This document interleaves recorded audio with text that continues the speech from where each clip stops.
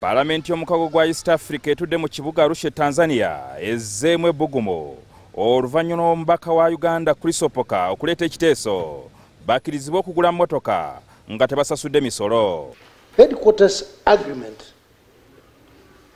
permit members,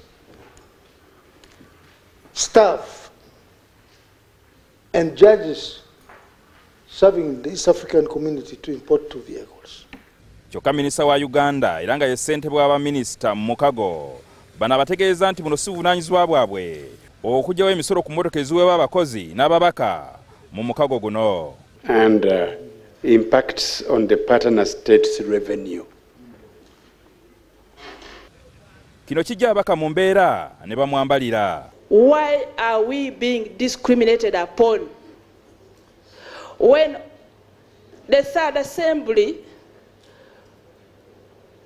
had the same privilege that we are seeking to have also? The council chair makes this whole thing sound so economically magnificent or big, while we are only talking of 54 vehicles. Omuwabuzi w'ebyamateeka mu mukago Dr. Anthony Kafumbe naye akanze kubawabula ng'afuuyira ndiga mulere. Can you try and be orderly, please? Let him conclude. Even for the council, let me say this, even for the council, these matters are taken to pre-budget consultations.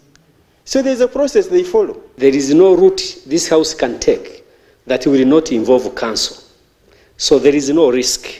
Mu mawanga nga Uganda ne Kenya buli mubaka aweebwa ssente okugula motoka kyokka abaka mu Palamenti ey'omukago gwa East Africa babadde bakirizibwa okugula motoka emu nga tekuli misolo kati baagala zibeere motoka biri nga tebazisasulidde musolo.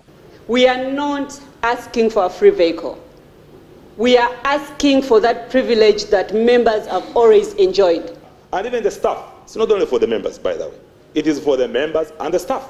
So I do not see the contradiction. Omubaka Dr. Ngwaru Magembe okuva mu ggwanga lya Tanzania yayawukanye ku banne. Every day we complain, oh, they're not signing enough bills, we're not passing enough, we're not doing this. They are not going to sign our bills into laws if we keep causing friction and usurping their powers.